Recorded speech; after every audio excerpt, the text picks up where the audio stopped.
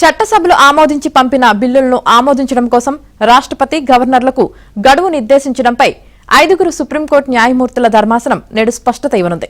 గడువు నిర్దేశించడం సబబేనంటూ ఓవైపు, అది రాజ్యాంగానికి విరుద్ధమనే వాదనలు మరోవైపు ముసురుకున్న నేపథ్యంలో ధర్మాసనం ఏం చెబుతుందన్నది ఆసక్తిగా మారింది. కోర్టు ఇచ్చే స్పష్టత మేరకు భవిష్యత్తులో దేశ రాజకీయాలు కూడా ప్రభావితమయ్యే అవకాశాలు ఉన్నాయి.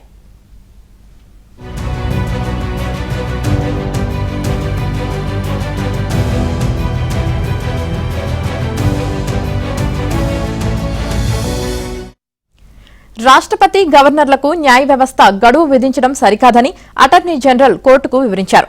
గవర్నర్లకు కోర్టులు గడువు విధించలేవని, రాజ్యాంగ పదవుల్లో ఉన్నవారి అధికారాల్లో జోక్యం చేసుకోవడం వివిధ వ్యవస్థల మధ్య రాజ్యాంగం చేసిన అధికారాల విభజనను ఉల్లంఘించడమేనని కేంద్రం వాదిస్తోంది.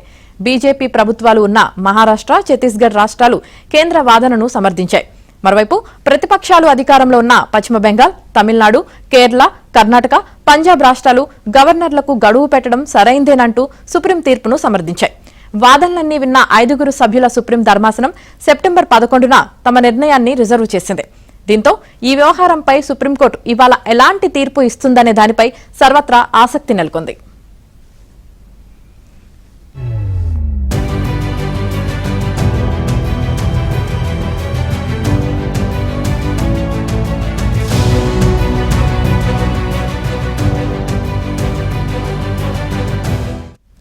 ఇక సుప్రీంకోర్టు ప్రధాన న్యాయమూర్తి జస్టిస్ బిఆర్ గవాయ్ ఈ నెల 23న పదవి విరమణ పొందనున్నారు.